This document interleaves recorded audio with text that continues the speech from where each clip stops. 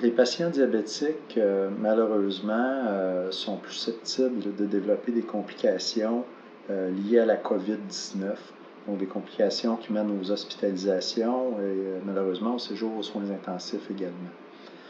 Une des questions que les patients posent régulièrement, c'est est-ce que le système immunitaire des gens vivant avec le diabète pourrait contribuer à la susceptibilité de ces complications-là, de ces infections-là,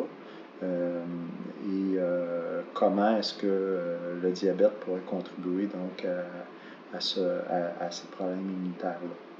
Donc, il y a deux éléments qu'il faut considérer chez les diabétiques.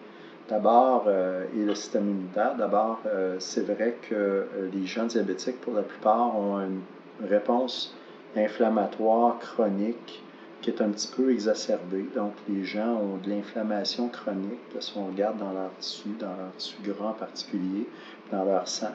Il y a des évidences d'un petit peu plus d'inflammation. Puis on sait que les gens qui développent les complications de la COVID, de la pneumonie associée à la COVID, pour un certain nombre d'entre eux, il va y avoir ce qu'on appelle une tempête de cytokines, donc une réaction inflammatoire extrêmement importante qui contribue aux dommages et aux complications pulmonaires. Donc, il est légitime de se demander si le diabète ne pourrait pas contribuer à exacerber la susceptibilité de ce genre de réaction-là. Pour l'instant, on n'a pas de bonnes données là-dessus sur la COVID, puis on ne sait pas exactement jusqu'à quel point cette réaction-là est exacerbée ou non dans le diabète.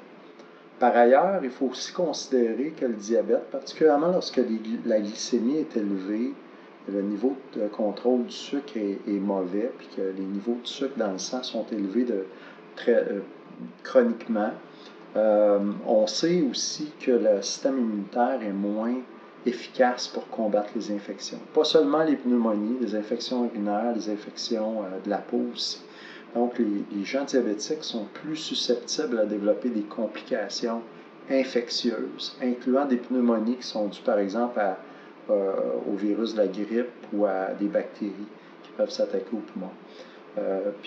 On sait que le taux d'hospitalisation et le taux de séjour aux soins intensifs a tendance à être plus élevé chez les diabétiques, particulièrement ceux dont la glycémie est moins bien contrôlée. Pour la COVID, c'est pas clair encore quel est le mécanisme par lequel il y a une augmentation de susceptibilité aux hospitalisations et au séjour aux soins intensifs chez les gens souffrant de diabète. On pense par ailleurs que ce qui s'applique au virus de l'influenza probablement s'applique également à la COVID, c'est-à-dire qu'un mauvais contrôle glycémique est probablement un facteur de risque important pour développer les complications de la maladie. Donc, c'est la raison pour laquelle on recommande à tous les gens qui souffrent de diabète de contrôler au mieux possible leur niveau de glycémie durant la période de pandémie de la COVID-19 pour réduire les risques de complications de pneumonie. Par ailleurs, il ne faut pas oublier les autres vaccinations. Il faut se faire vacciner contre la grippe ordinaire parce que malheureusement, les gens diabétiques sont plus susceptibles à la grippe. La bonne nouvelle, c'est qu'ils bénéficient aussi davantage que la population générale de la vaccination contre la grippe. Donc, ça vaut la peine de ne pas oublier puis de mettre l'emphase sur les autres manœuvres, les autres traitements et interventions qu'on peut faire pour éviter les autres complications autour. Donc, c'est très important de bien contrôler le diabète puis de se faire vacciner contre la grippe également.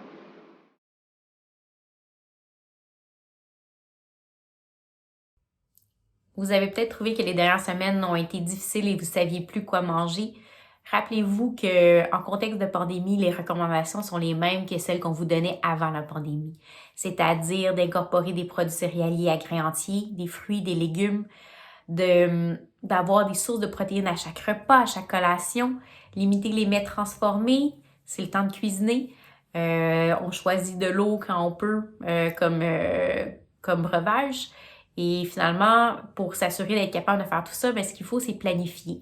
Donc, la prochaine fois que vous préparez votre épicerie, pensez à ce que vous voulez manger dans les 2 prochaines semaines. Et assurez-vous d'avoir des fruits, des légumes frais, mais aussi surgelés. Vous pouvez aussi avoir des légumineuses sèches ou en conserve. Des fois, les conserves sont plus faciles à avoir parce qu'on a juste à les ouvrir, rincer et incorporer à n'importe quel mets. Vous pouvez aussi avoir dans votre garde-manger des fruits séchés, des noix, des graines. Ayez des œufs dans votre réfrigérateur. Et des conserves de légumes ou de poissons sont un bon dépanneur si jamais vous devez rester à la maison plus longtemps. Je vous donnerais aussi comme conseil de vous assurer d'avoir des glucides à action un peu plus rapide, donc du sirop d'érable, du miel, du jus, pour prévenir ou corriger certaines hypoglycémies qui pourraient survenir. Finalement, suivez votre appétit et appréciez chaque repas.